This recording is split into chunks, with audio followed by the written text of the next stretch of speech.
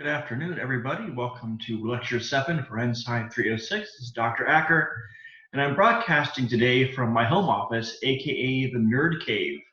It's a lovely little office that I finally got everything cleaned up and set up in the last couple of weeks. And it has just about everything I could ask for. My desk, of course, computer set up, and my technology and printer, and even my own private stash of liquid gold hand sanitizer here. But the main reason I like this is what you see behind me, my books. This is my personal library. I've been collecting for a while, about 20 years, and the collection has occasionally been reduced when I moved to a new apartment, didn't really want to haul everything. When I went through and decided I don't really read these books anymore. But it's a good collection. I've got between this and the Kindle probably about 1,200 volumes right now.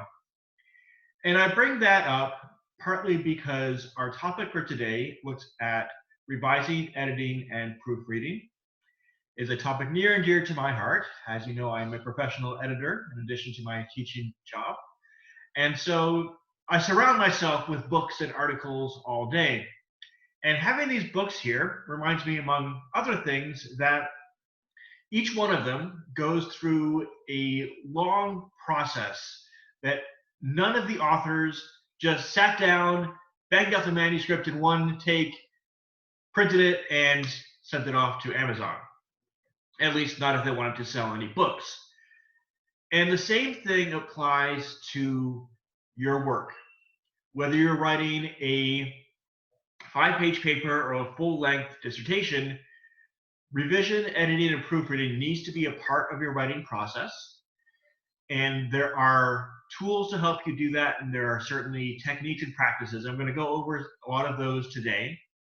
But I want to devote this lecture to helping you kind of improve your paper after you've done some of the hard work of drafting. Most of you are at that point with paper one. We've been having our individual research conferences to talk about your progress so far and your goals for revising those.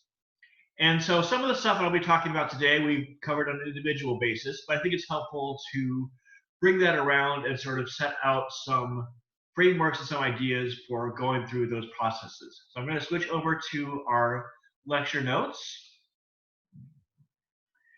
And this has my favorite cat meme, one of the original I Can Have Cheeseburger memes. If you remember that, you're pretty old.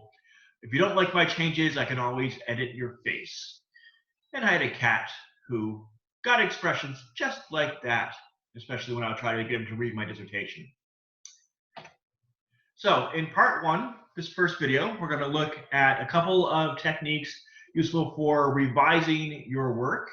I'm going to start by looking at forming counterarguments. This is a good way to add some richness and some complexity to your main claims and to sort of anticipate how people might respond and sort of head off some of their criticisms at the pass.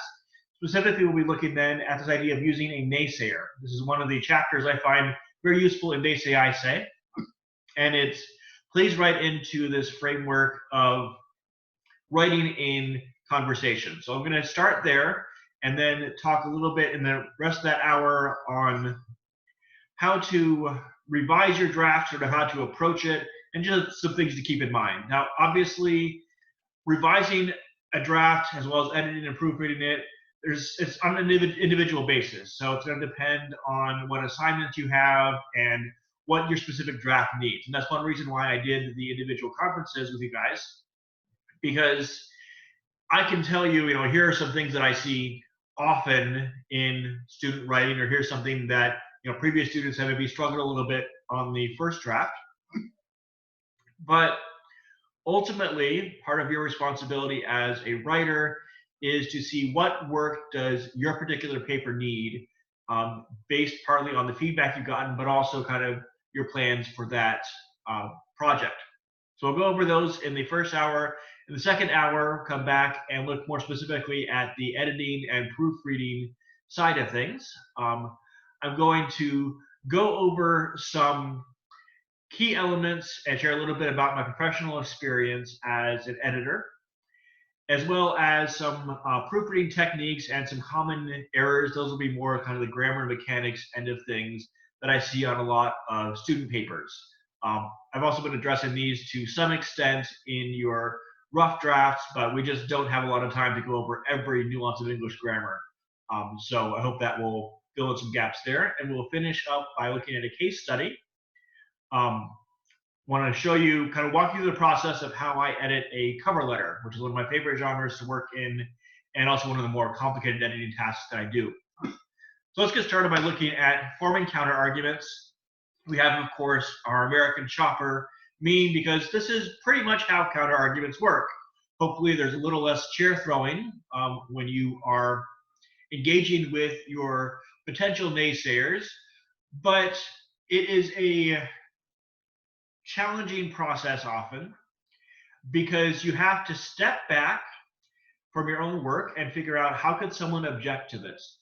And that's a scary thing. We don't want to be potentially wrong. We don't want to say, well, actually someone could say this and this, and they might have a pretty good point to make. But as I have said in here before, if you don't have the potential for those counter arguments, you don't really have a strong enough argument for a class like that, like this one. I want to start with this quote from the Harvard Writing Center, which I found very helpful. They point out that the basic writing process, kind of the production part, is pretty straightforward. You set up an argument, you establish those thesis claims, you figure out what sort of evidence you have, you offer some reasoning to defend your reading, and ultimately you show why you're confident in your work. And that's a really important part of this process, because if you're not confident, then you're going to have a lot of trouble putting together that argument in the first place. And I think that's why a lot of people shy away from the counter arguments, because what you're doing there, as the quote says, you are considering a possible argument against either your thesis or some aspect of your reasoning. It won't necessarily mean that your entire argument is shredded. Hopefully it doesn't. But as we have seen before, when you respond to an argument, you think back to like the three ways, the yes, no, and maybe a little bit of both, there's a lot of room to work there and potentially to improve an argument there. The other aspect of this that I want to emphasize today is that this is a rhetorical move. This is a way to show a certain attitude you have towards your readers and towards your argument. I like the way they put it here. Anticipating doubts and preempting objections presents you as the kind of person who weighs alternatives before arguing for one, who confronts difficulties instead of sweeping them under the rug, and who's more interested in discovering the truth than winning a point. And we've probably all run into someone who's the opposite of all this. Even if you agree with those people, it's like they're really annoying to watch or to listen to, because they are completely convinced, completely arrogant that theirs is the only potential approach. Now, I would hope that you believe the arguments that you're making. Even when you are assigned a topic, and that happens pretty often in college classes, you still have the freedom to take a certain position or to advance a certain set of claims. But that doesn't mean that you can't entertain other options. And often it means that entertaining those is a good kind of a good front to put on. I hate to put it that bluntly, but if you appear to be this kind of thoughtful writer, even if deep down inside you think that no other objections could possibly debunk your argument, then this will help you advance that conversation. So there's sort of rhetorical elements to this, as well as potentially ethical elements. Let's look at how this could work in terms of arguing with yourself. A good first step is to build this into the process. So as you develop the claims you're making, especially your thesis claim, I want you to get used to anticipating potential objections. I often ask this in a peer workshop setting. All right, so there's this thesis claim. what might be another way to look at this evidence? How could you find that potentially controversial part and say, all right, there's got to be more to talk about here. So someone who has a different starting point, that might mean a different sort of assumption or a belief about the general topic, maybe a different methodology, thinking in terms specifically of academic science writing. If you are approaching data a certain way, it makes sense that you're going to come to different conclusions. And of course, there's a lot of room for interpretation. If we see that X number of COVID-19 tests were positive out of the total testing, and of those, a smaller number, hopefully a much smaller number, required hospitalization or ICU or unfortunately resulted in a death, then that gives us a set of data. But then we have to figure out, how do we interpret that? Is there a percentage we need to stay under in terms of a death rate or an infection rate? Can we potentially link, and this is the question a lot of the governors are asking themselves right now, can we link a policy, such as quarantines, to those results? Can we predict, this is the tricky part, what would happen if we change those variables there? And so there are lots of different options for reasonable disagreement. I'm going to walk you through a case study in a few minutes. Excuse me. The second part of this then is to consider your own assumptions. And this can be challenging because we don't always articulate what those assumptions are in the space of our argument, but we all start with them. We all think, I'm going to assume, even if it's something very basic, like matter exists. When I hold up this water bottle, it has volume and weight and mass, and I can reliably say it's here because I feel that it's wet and cold and that there's weight in my hand. I could theoretically say that, well, even if I have sensory data, that doesn't necessarily prove that the world exists. I could be dreaming. I could be wrong. I could be plugged into the matrix. I hope I'm not plugged into the matrix. I put in way too much time grading papers for this to be a simulation. But there are lots of assumptions that could go into this. And even if you don't put them in your paper per se, it's useful to identify them for yourself. And that's quite simply because people who start from a different place, as I suggested before, may reject sometimes your entire argument or revise a part of it. They're saying, well, you're looking at the wrong thing. Or you think that this is how the world works, but actually this is it, isn't it? And this could be large scale, like a moral claim about the nature of reality. It could be small scale, like this is not what that word means. There are a few cases in going through the rough drafts where it was minor points developed, but student would develop a part of an argument based on interpreting a specific word in a quote, and it was just a misunderstanding.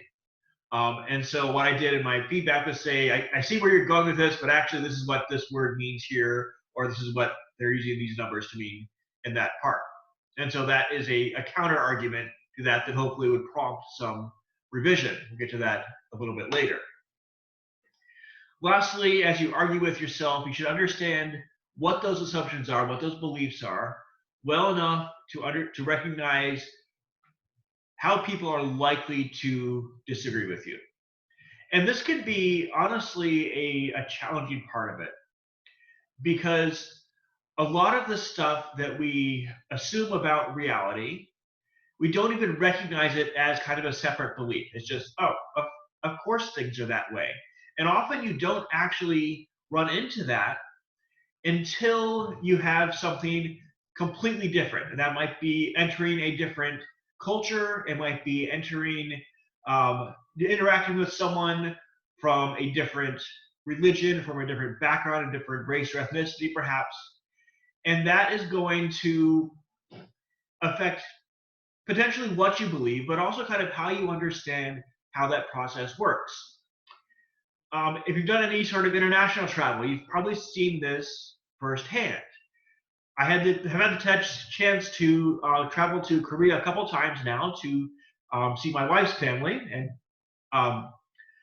there are a lot of different customs that no textbooks or videos, YouTube videos or anything could prepare me to grasp or understand in the same way that a native Korean could. But let me show you a very basic one. So in most Western cultures, before COVID-19, we had this thing called the handshake. You may remember it from ancient history textbooks. And it had to do, adjust my camera here, with how you greet someone. And so you stand up straight, you look at them in the eye, you reach out and say, hello. And there are cultural reasons and cultural traditions behind this. You may have read the explanation that this is designed to show that you're not carrying a sword in your hands. We don't typically carry swords anymore. Maybe now we could say, I'm shaking your hands and my phone is not in my hand right now, although technically you could still be looking at your phone that way. The logic is much different in many Asian cultures, particularly in Japan and Korea. The bow is the standard greeting. And it's like the handshake. The way you do it can make a difference. So if you are walking even past a crowd of people, or you kind of see an acquaintance, it's okay to just kind of bob your head like this. When I visited my wife's church, that's kind of how we make our way through the crowds and kind of keep greeting people, and your head and your neck kind of start to hurt after a while. But there are also very formal versions, so that when you want to show deep respect for someone, you bow lower and you pause. When the first time I met my mother-in-law in person, it was at the airport, I made sure I had dressing up, had shirt and tie and everything on, and I practiced. So when we got to the point where they actually came up to us in the airport, I was able to hit the mark, go all the way down. You gotta hold it like that and go out of frame for a little bit. And there was actually that same practice built into our wedding ceremony. That after we finished, we did our vows and everything, and you now pronounce you man and wife. The first action was to formally greet our families, and you better believe that was a deep, formal bow. Got to be absolutely formal and absolutely respectful there, and then we kind of went a little bit Western and hugged each other anyway. It's just one example, and you probably even within your own branch of Western cultures, you have your own greetings and your own techniques and your own practices there. But if you were to make an argument saying that the handshake is the only civilized way to greet someone, it would make perfect sense for someone to say, no, and they might not even be able to articulate why handshakes are disrespectful and bows are respectful. It's just kind of part of their wiring. So as you think about counter arguments, think about what you believe and why you believe it. So even if you don't change those beliefs, you can understand how and why others might believe differently. Let me show you how this could work in an academic argument. So we're going to take a claim that I've seen in a lot of student papers about paying college athletes. And this has actually made some more headlines in recent years. California and a couple of other states have at least opened the door for more direct compensation for college athletes. And so we might start with a claim like this. We'll pick USC because Cal State, well, athletics are not really as large a part of our culture. So USC should pay its athletes a salary given how much work the athletes put in, how much the money the university makes from their efforts. So we've got a claim. We've got an argument, we should do something about that claim, and we've got a potential difference, the new policy of paying salary. Now, we could go about counter arguments in several different ways here, and the specific counters you pick will depend on sort of what elements of the original claim you agree with or disagree with, or what you think are strongest or weakest, or even kind of what you're most interested in there. So here's one way we could do this. We could counter argument that athletes already get a lot of valuable benefits. Many of them are on scholarships, so free tuition, that's nice, right? Maybe there is a free tutoring system. I know we have that set up at Ohio State. There is a tutoring center specifically for our varsity athletes. They get access to free equipment, to training, to experience, and at least in some cases, in some sports and some programs, all of that experience can make them many, many $1 million a year if they play professionally. So, because the goal of a counter argument is not to shut down the conversation, but to continue it, we could take this apart. We could say, well, how do we counter the counter? And this is where we get into the using the naysayer, and I'll talk about that in a few minutes as well. So with a counter argument like this, we might point out that yes, there are some athletes who get valuable benefits, but that's not true for all sports or all schools. If you play football at a big Division I NCAA school like Ohio State, the benefits are pretty high, both socially and economically. And athletes at those programs are probably more likely to potentially get recruited to the pros. But even at a big school, not every sport is going to have that same level of attention or funding or equipment or training. The Ohio State baseball program is actually pretty good, but they're not going to be nearly as high profile as the football team. Just the way the culture is set up and the amount of money that's poured into that. So it's going to be a different sort of argument depending on what sort of athletes you're looking at. You could take this apart and you could kind of keep that conversation going, but you might need to revise the claim you make, saying, okay, I see what you're saying, here's what I do in response. And that's what we'll get into the naysayer next up. A second counter we can make is to say, well, you're kind of looking at this the wrong way. Rather than thinking about college athletics as sort of a goal, think about the overall purpose of the university. It's that college should not be about playing sports. It should be about education and academic excellence. And here you might actually advance a different kind of difference-making claim that the non-athletes work just as hard. And so if we're going to hand out extra money, then maybe we should increase scholarships or Pell Grants or something like that. Maybe we should say that you have to have a certain GPA and you qualify for reduced tuition or reduced fees or whatever. I was not a athlete, varsity or otherwise. I was kind of JV chess team, but that's about it. And so I would definitely have benefited from a schema like this. And again, you could keep that conversation going and say, well, yes, but is it a different kind of work? Or, student athletes also have to work on their studies. And then you kind of get into this back and forth of what constitutes the kind of work that is worth extra compensation, extra pay. Lastly, and this is of course not an exhaustive list, but another way you could approach this counter argument is to look at the math.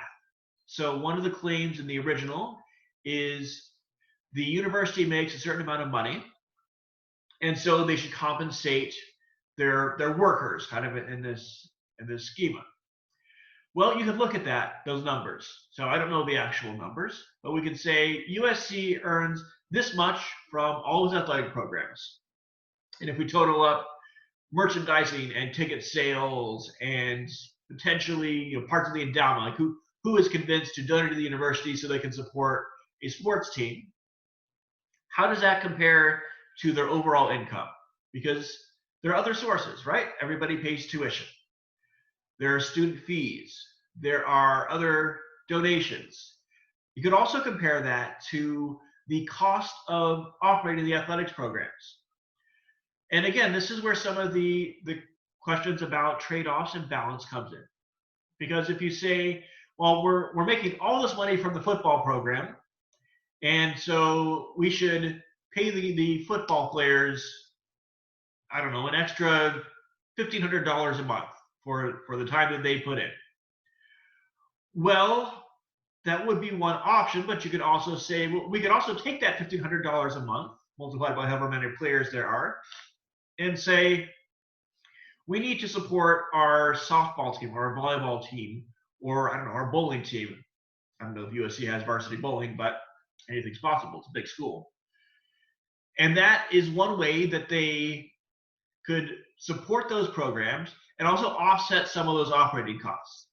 Because it's still, you still got to pay the trainers and the doctors and for the facilities and everything for non-spotlighted sports. All of these counter arguments could be worth considering for different audiences and in different contexts. And I don't think any of them absolutely destroy the original claim. But they do prompt more work on how that should maybe be formulated, or what sort of argument you want to make about this issue. And ideally, this should help you narrow down what you want to do. That's actually a big benefit of forming a counter argument, whether you put it in your paper or not, because it helps you clarify what you want to accomplish in that paper. And that takes us to the idea of a naysayer. This is one of the chapters you read in Naysayer I Say for today's class. Similarly to the Harvard Writing Center quote I showed you earlier, I like the way that they put this. Writing well does not mean piling up uncontroversial truths in a vacuum. And that always reminds me of the opening of Pride and Prejudice. It's a truth universally acknowledged that a single man in possession of a good fortune must be in want of a wife. They say that writing well means engaging others in a dialogue or debate by imagining what those others might say against your argument as it unfolds. And those last three words are the keys to the naysayer. As it unfolds, you integrate this in to the claims that you make. They also highlight the potential ethical benefits of this in terms of presenting yourself as someone with good ethos.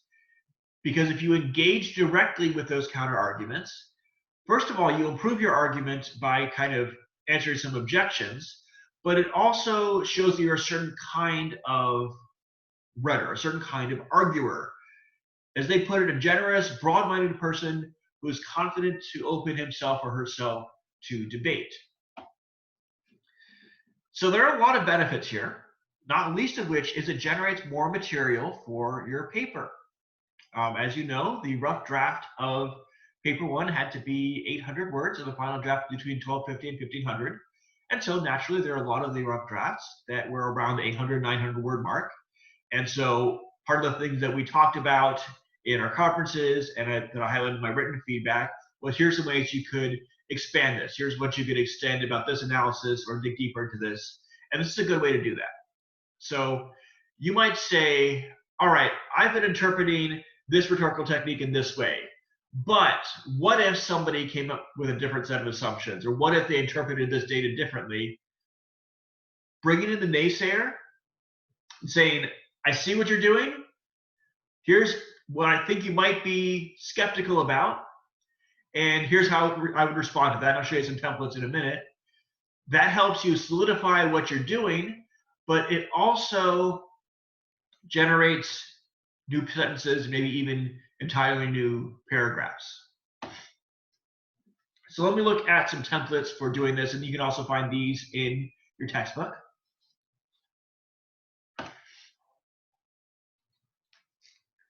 First of all,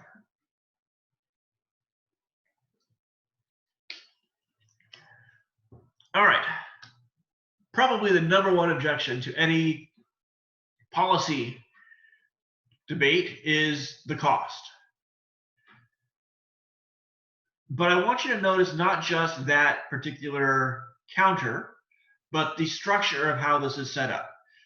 This uses a direct reader address, because you can actually say you, but wait, you say, won't this be way too expensive?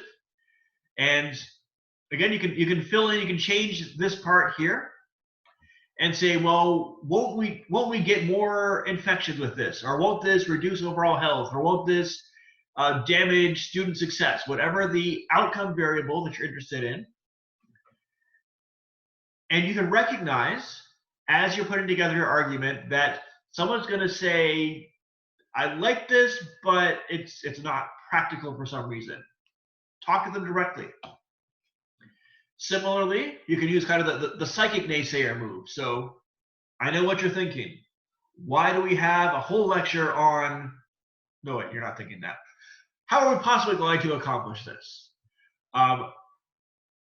What could be done to produce this utopian vision that you have of fixing the whole problem here? And both of these are sort of lighthearted. The direct reader address kind of gives you opportunities to say, all right, I'm going to talk to you here, and I'm going to step out of here's my formal argument mode where I proclaim, and you say, oh yes, of course, that must be how it works, and say, let's have that conversation. So it's a little more personable. But you don't have to take that approach. You can think back to the they say, I say basic structure and think, all right, somebody could disagree with me. And there are specific ways and general ways you can do this. This is one of the general templates. So you can just say, many people may disagree with me because of this thing. And you don't necessarily need to specify who those people are, but you kind of acknowledge that there are more ways to look at this problem or issue than you've necessarily covered. And so you wanted to look at X directly. Here's one way you can make it more specific. At this point, Michigan fans, and of course you can substitute another group in here, are probably screaming that I'm an idiot because I've just made this argument about how football is really, really, really overrated. It is, but don't tell anybody. Now, what I like about this template is that you could take one of two very different rhetorical stances in the follow-up to this. You could say, good. We don't want them to like this. We want to destroy them. We want to fight. We want to win this argument or win this battle or win this war, depending on how inflammatory your rhetoric, rhetoric could be. And you can use that as sort of a badge of honor. The opposition doesn't like this. And I see this constantly in partisan political advertising. The left or the right, or Donald Trump hates this, or Nancy Pelosi wants to stop this. And it's sort of a lazy kind of argument that actually works really, really well. Because it's saying, because the opposition doesn't like this, you should. Now that's one approach you can take with this template, but you can also take kind of a more conciliatory approach. So if you start with, at this point, Michigan fans are probably screaming that I'm an idiot, then you can say, okay guys, calm down a minute and let me explain to you what I mean here. Let me show you why I'm presumably not an idiot. Or let me show you why I'm actually on your side here. So it's sort of this fork in the road moment where you can say, these specific people are going to object, and let me deal with that objection now. In a scholarly context, it often shows up in terms of a theoretical model or even a kind of a philosophy. So here, again, don't worry about the specific content, think about the structure. Here we have scholars who favor social constructivism, which is a theory you see a lot in sociology and education, would reject this claim given this. So this is sort of a version of this one. Many people would disagree with me, but you're being specific. So if you are writing an economics paper and you know that one counter argument to your claim might be from a Marxist perspective, which is a lot of economics departments, then you could put that right in your paper. You could say that a Marxist critique of this claim would look like this, but then let me show you why that's wrong. And that's the key part of the naysayer move. You don't just say someone has an objection, because that doesn't really help you. In fact, it might hurt you. Instead, you say someone has an objection, let me show you how I'm going to deal with it. Likewise here, some conservatives may bristle at the idea of increasing government spending. Notice the qualifiers here. This is kind of a safer move than this one or this one. Some of this group may, and even bristle, like, it's not quite object, it's not even quite be angry, it's like, I don't like that. It's like when you try to pet a cat and say, hey, stop it, stop. Hopefully there's some warning between that and the I will now bite you, depending on the cat's mood. The nice thing about this template is that if someone does object and say, hey, wait a minute, I'm a conservative, and I think actually increasing government spending is okay in this context or in this program, then you have an easy out and say, oh, well, yeah. See, you're not in the group that would object, but some of them would. So there are rhetorical elements to kind of setting up the insiders and outsiders here. So those are some templates you can use to set up your naysayer. Let me just say a little bit about how to place those counter arguments then. You don't want to put too much stress on your counter arguments, because there's this balance here. You want to show that you've done a good job. You're careful in your arguing. You're arguing like a grown-up. You're a mature thinker, but you're still confident in your ideas and your reasoning. If you spend the whole time saying, here are all the objections to my claims, then your readers are going to start wondering, well, if there's so many objections, why should I listen to you in the first place? So, depending on the role your counter argument plays, you want to put it in a different place. If it motivates your whole essay, then you want to start there. So, somebody has claimed X. Here's the claim that they make.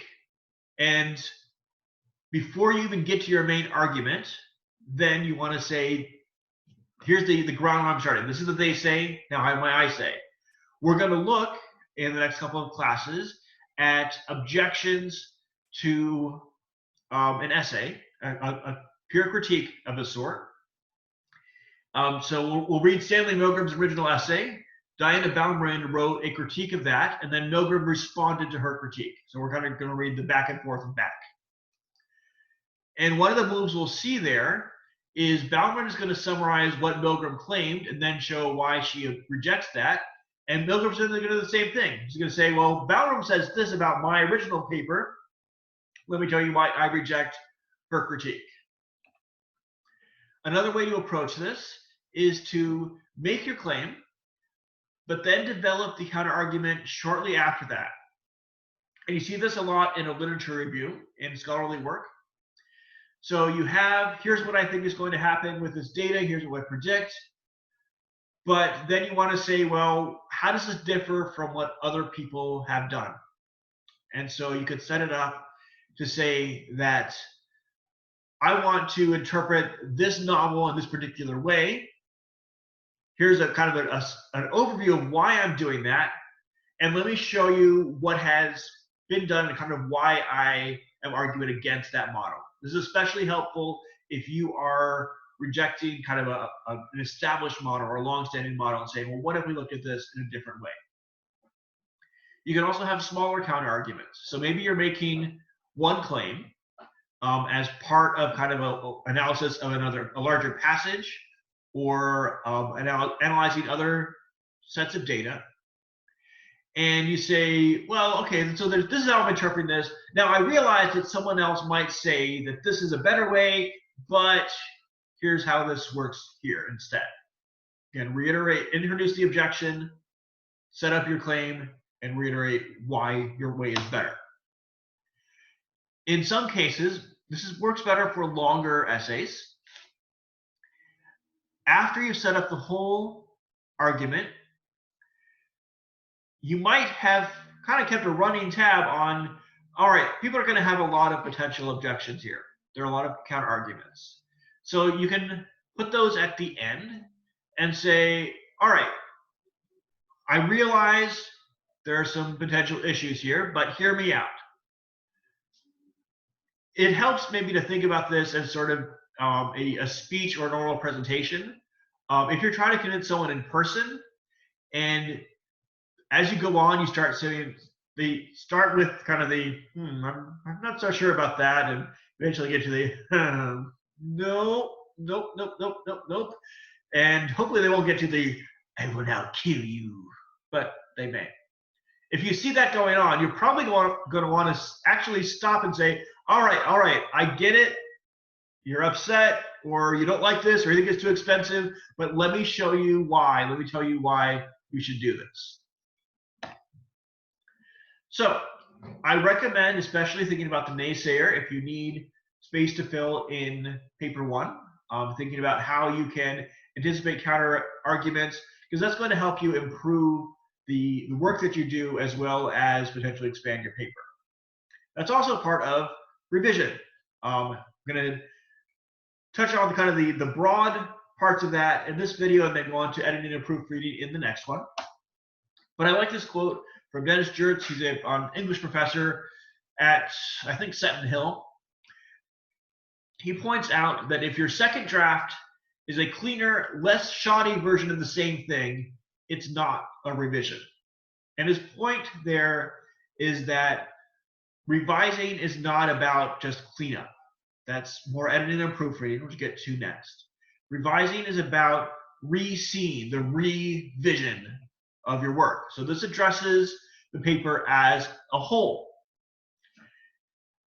Depending on the kind of feedback that you've gotten from your peers and from me on paper one, you may have 2 or 3 small things to deal with in your final draft. It might be just, get rid of all the typos and clarify what you mean here by your intro, your thesis. We had a lot of those conversations in the individual conferences. Or you might have broader things like, this doesn't really satisfy the requirements, or I see your point here, but you need more information there, or you're not really analyzing these quotes. These sound familiar is because I've been writing those comments repeatedly, going through your rough drafts. And so you need to be honest about the scope of work you have and figure out how to address maybe those larger problems so the whole paper works together. I have had more than one student in the 15 years I've been teaching writing think that revision is just about fixing the typos. And so if I send them a rough draft marked up, and there are 15 typos, but also 5 or 6 comments with things like, you don't have a thesis statement yet, or this evidence isn't really convincing, or have you thought about this, or what about this thing here? And they just fix the 15 typos, they turn it in, they still have the big, giant problems with their main argument. So editing and proofreading is the other half of that. I'll get to that in the next video. This is about specific parts of the paper, mostly dealing with language and communication. So grammar, punctuation, kind of the mechanics side is more proofreading. Clarity, flow, and consistency, formatting, and with style guides, we'll get into all these terms a little bit later, are more on the editing side. When I mark up a rough draft, in general, I will use the longer comments to give you revision tasks. Like, okay, what's your actual claim here? Or can you identify a rhetorical technique that works here? Whereas corrections, which still show up in comments on Blackboard because that's Blackboard, are more for editing and proofreading. So why bother to do this? Well, it is an important part of the writing process. And I like the way that the UNC Writing Center expresses that. Writing is a process of discovery. sometimes you don't know exactly what you think about a topic until you get into your argument. And you usually don't know what you want the paper to look like just the first time through. And this is the case for every paragraph I've ever written. Even if I have a really good idea what I want to do, it never comes out quite perfectly the first time through. And so even if I'm doing the revision like at the same time, I need some space and I need some time to think, what am I trying to accomplish here and what needs to change in this second draft here. For example, I taught NSCI 306 last quarter as well. And one of the assignments I thought was going to be a great idea, and I thought it was really helpful, and it wasn't. It was really hard for a lot of my students, and it didn't quite turn out the way I hoped. And so you guys are not writing that paper. So I did not produce my most effective assignment the first time through, and so this is the revised draft of the syllabus. And maybe the next time I teach a course like this, there'll be a third version. So back to the UNC, they point out they want you to look critically to see if you have something that is really worth saying. Does this pass the so what? If it says what you wanted to say, and part of that's proofreading, part of that is clarifying the gap between your head and the page, and if your reader is going to get it. If any of those fail, then you need to do some revision. So how do we do this? Well, a big part of this is going to be about your thesis claim, especially in a short paper like paper 1. The majority of drafts got some sort of feedback on the intro and thesis. Sometimes it was you need thesis. More often it was you've got a good start here, but here's some elements I'd like you to bring in. Or what if you push this further to consider X? Or can you be a little more specific about how this works? And you guys have all seen your feedback, so you know how that's working out. Rules for Writers by Diana Hacker points out that clarity of vision is the result of experience. And it's a good principle because it doesn't just apply to writing. You understand what you're trying to accomplish in a given task the more often you do it. To the point that some tasks are going to be sort of automatic. But it also helps you figure out what are the little variables that make a difference here. What has changed? What have I learned since the last time? What did I not like about the previous attempt? Or what did my audience not like about the previous attempt? And how can that clarify what I want to do here? For example, in quarantine, my wife and I have been doing a lot more cooking.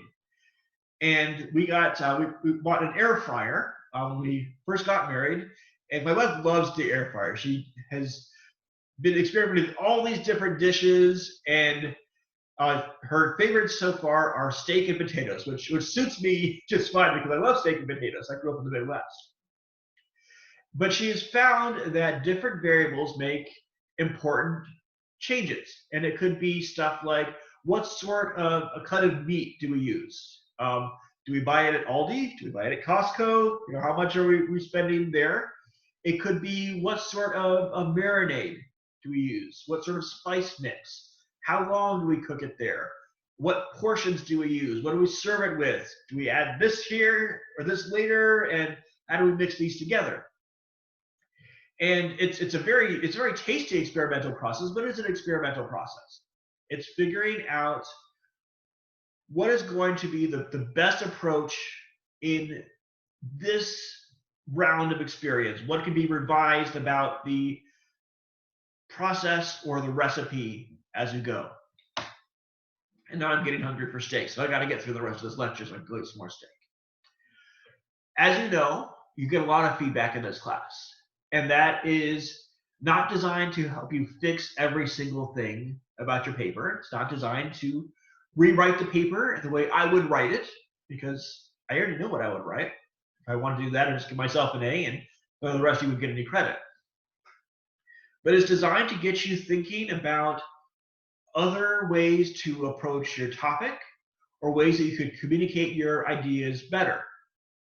Hopefully the feedback that you've gotten from me and from your peers has been useful in that regard, because you're going to get different kinds of feedback in each setting. Ultimately, this is about producing the best argument that you can in the time and space that you have. We have a saying that I've probably quoted before in grad school. The best dissertation is a done dissertation, and the best paper is a done paper. So you're always going to be able to find something you say, well, I could do this a little bit better, or I'm not fully satisfied with this sentence, or I still think that this citation is a little off, or whatever it is.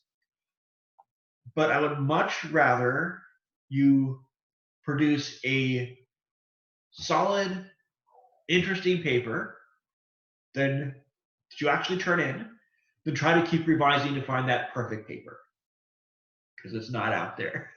We can produce good papers, and we can learn from them, produce better papers next time. Revision also takes a significant amount of time. You generally need to budget more time for revision than you think you're going to need. And it often goes back to the parts that you struggled with the most of the original paper. So you want to find ways to approach that efficiently, but you want to do the work. So I mentioned earlier some of the students who would just hit accept all changes in Microsoft Word and turn in the draft without improving the actual argument. Cutting those corners did not help them, because all it did was polish the turd, and it didn't really produce a good paper. It produced a bad paper with many, many fewer typos, which is not the point. If you are pressed for time, okay, you're in college, you're going to be pressed for time. When you're pressed for time, start with the bigger issues rather than the smaller ones, and I'll come back to that a little bit later. Revision is also about structural changes. So it's not just tweaking a word here and there. It's about thinking, have I put these paragraphs in the best order? Have I explained what my claim is before I actually started the argument? Am I consistent between my introduction and my body paragraphs and my conclusion? So your job is to produce a cohesive paper, something that works together well, rather than just kind of sentences or paragraphs that are okay on their own, but they don't really contribute to that argument. Because your audience is going to look at that structure, and that's going to affect how they interpret your work, sometimes on the very, very basic level of how they understand this, but also in terms of how well they think it holds together. One principle that I come back to a lot when I teach business writing is figuring out what your reader absolutely needs to know and making sure they can know that pretty quickly. So even when you're just writing an email, it helps to think, why am I writing this? And how can I communicate that to my intended audience? But you don't necessarily need to say that every single time. If we've gone back and forth about a paper assignment for 3 or 4 emails, it's okay to send an email saying, just to clarify, does this have to be 500 words or 400 words? But the first email in this series, it might help to say, hi, Dr. Acker, I'm writing because I have a question about how to structure paper 1. That gets me information that I need, and it helps me kind of organize my thoughts and figure out what am I going to do about this, especially when I'm scrolling through the 200 emails I get every day. So think of this as a progressive process in the sense that you build on each element. You want to find the right words to express the ideas you have, build those words into good sentences, build those sentences into coherent paragraphs, and connect those paragraphs into a compelling paper with a good argument. Here are the priorities that I mentioned earlier. I tried to identify these in the comments on your papers, and in this case on the individual conferences. If you come to office hours, which you should, they're fun, then we do the same thing, so you get more feedback. And in the workshops, you may also get some of those priorities. In general, I think of this in terms of global versus specific revisions. So the big ones: Do you have a topic that's appropriate for this audience, assignment, genre, whatever it is? If you are writing a lab report, you probably do not need rhyming couplets. You probably don't need to write a poem or do an interpretive dance. Do you have a clear thesis claim? And that's one of the non-negotiable parts of an academic argument. We've been over that ad nauseum. Do you have a logical structure in how you put this together? I talked about structure a little bit earlier. And is there plenty of evidence? Is there enough to show that you've done your homework, that you understand the text you're writing about, the ideas you're presenting, and that you can kind of walk your reader through where those show up and why they're important to your claims? From there, so the major priorities are on the coherence levels. So thinking about structure here, what are the transitions between your ideas? Do you show relationships, or you just say, here's the thing, blah, blah, blah. Here's another thing. Here's a third thing. Look, I have 5 paragraphs, I'm done. Doesn't quite work like that, college level arguments. Do you have a title? There's a reason I put in the rubrics. Have a title besides paper 1. It takes 5 minutes to come up with a title and you save points there. Do you have citations in the right spot? Make sure you cite every one of your quotes, every one of your paraphrases. Are you using secondary sources appropriately? So for paper 1, there are a few drafts where I said you need exactly 1 source. That will hold true. Don't worry, on paper 2, you got 5 sources. I'll talk more about that in my next lecture. And it kind of pains me to say this low priorities because I do this for a living, but relatively low priorities are the typos and the grammar errors. And I say that, I put that last because you want to get the ideas in place first and then worry about communicating them in standard written English. I have occasionally gotten a paper to edit or a rough draft where I know that there are bigger problems with the argument, and so I try to address those first and then say, let's work on the actual mechanics a little bit later, because I don't want you to essentially waste your time in fixing all the mechanics and then going back and say, oh, I'm actually going to delete this entire paragraph that I just spent an hour trying to get all the grammar right. So we'll get into the mechanics of that in the next video. To wrap up, here are some resources for you. 3 of them are very uncreatively named revision checklists. And then North Carolina State's like, we're going to call this 10 writing priorities. But they all have similar content, good ways to go through your drafts and make sure you're catching some common errors. If you are not sure what to change on your draft, feel free to reach out to me and ask me, because that is why we put so much time into the rough draft feedback and the conferences. All right, I'm going to break up the video here, and we're going to come back in the second one and look at my favorite topic, 1 hour on editing and proofreading skills. See you then.